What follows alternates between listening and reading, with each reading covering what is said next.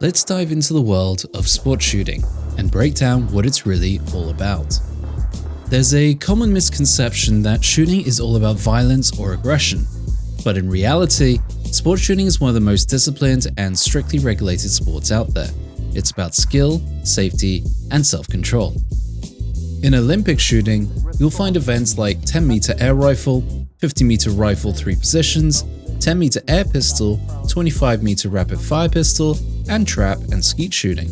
These events demand immense control, consistency, and mental focus, often under intense pressure. Precision target shooting is one of the most accessible forms, where you stand in a fixed position and aim for tight groupings on paper targets. This type of shooting rewards breathing control, sight alignment, and patience. Clay pigeon shooting, also known as trap or skeet shooting, uses shotguns to break fast-moving clay targets launched into the air. It's a favorite in rural sports clubs and tests reaction time and instinctive aim. Beyond the Olympic disciplines, there are practical and tactical forms of the sport that have exploded in popularity. That's where practical shooting comes in. Practical shooting is far more dynamic. You're on the move, engaging targets at different ranges and angles, solving a stage with your own strategy. It's about balancing speed, accuracy, and decision-making, often with multiple firearm types like handguns, rifles, and shotguns. There's also Action Air, which uses replica imitation firearms or airsoft guns to simulate practical shooting. It's widely accessible and safe for indoor environments, making it perfect for new shooters, juniors, and training scenarios. Plus, it's fully recognized by the International Practical Shooting Confederation. At its core, sport shooting teaches patience, focus, and control. It's not just about pulling the trigger, it's about discipline, routine, and respect for safety. Competitions are strict about conduct, range commands, and how firearms are handled. Safety is always the first priority. Whether you're in it for the competition, the personal challenge, or the community, it's a world worth exploring, and there's a discipline out there for just about everyone. So where did practical shooting actually come from? To understand the sport today, we need to look back to its origins in the mid-20th century and a key figure, Colonel Jeff Cooper. Jeff Cooper wasn't just a Marine Corps officer, he was a pioneer in firearms training and philosophy. After serving in World War II and the Korean War, he began teaching marksmanship and firearm safety in a way that emphasized practical application. He believed that shooting sports should go beyond bullseye targets and tight groups. They should prepare people for real-world scenarios where movement, decision-making, and pressure all matter.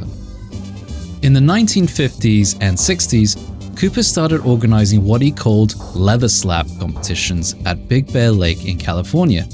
These matches featured quick-draw holster work and were among the earliest examples of action shooting. From there, the idea of evaluating shooters on accuracy, speed, and efficiency began to take shape. He developed what became known as the modern technique of the pistol, which combined the Weaver stance, two-handed grip, and sighted fire, elements that are now standard in practical shooting. Cooper also emphasized mental conditioning, situational awareness, and safe handling, principles that laid the groundwork for the sport's ethos. By the 1970s, Cooper had built a strong community of like-minded shooters, and the demand for a unified international sport was growing. In 1976, he helped organize a conference in Columbia, Missouri, bringing together representatives from multiple countries. The result was the formation of the International Practical Shooting Confederation, IPSC. The IPSC's founding principles were shaped by Cooper's vision.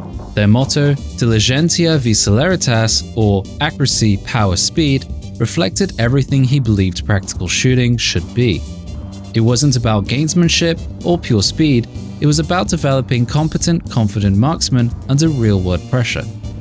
Today, Cooper is remembered not only as the father of practical shooting, but as someone who fundamentally changed how we approach firearms training, competition, and safety. His legacy lives on in every match, every course, and every shooter who blends speed with precision and control. Today, practical shooting has grown far beyond its roots. What began as a niche concept in the US is now a fully fledged international sport with hundreds of thousands of participants across 6 continents. Practical shooting isn't just about who can shoot the fastest.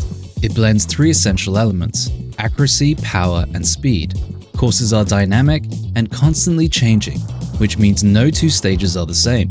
Competitors are challenged to move through obstacles, think quickly, and engage a variety of targets from different angles and distances, all while being timed. What makes it truly unique is the problem-solving aspect. You're not told how to complete the course, you decide. Do you reload here or push through to the next array? Do you engage targets left to right or vice versa? It's all part of the challenge. That combination of strategy and athleticism makes the sport endlessly engaging. Practical shooting also attracts a wide range of participants. You'll find military and law enforcement professionals who use the sport as a form of advanced training, as well as hobbyists, competitive athletes, and even entire families enjoying it as a weekend activity. The sport is designed to welcome shooters of all skill levels. Over time, practical shooting has diversified into several disciplines. The most established is Handgun, which involves semi-automatic pistols and revolvers of various sizes. Then there's Rifle, where shooters engage targets from mid to long distances, sometimes with magnified optics and often with powerful calibers. Shotgun adds another layer of complexity, with a mix of paper and steel targets, flying clays, and strict ammunition rules. Each stage uses a single type of ammunition, either birdshot, buckshot, or slugs, so shooters must adapt their technique and gear setup to match the stage requirements.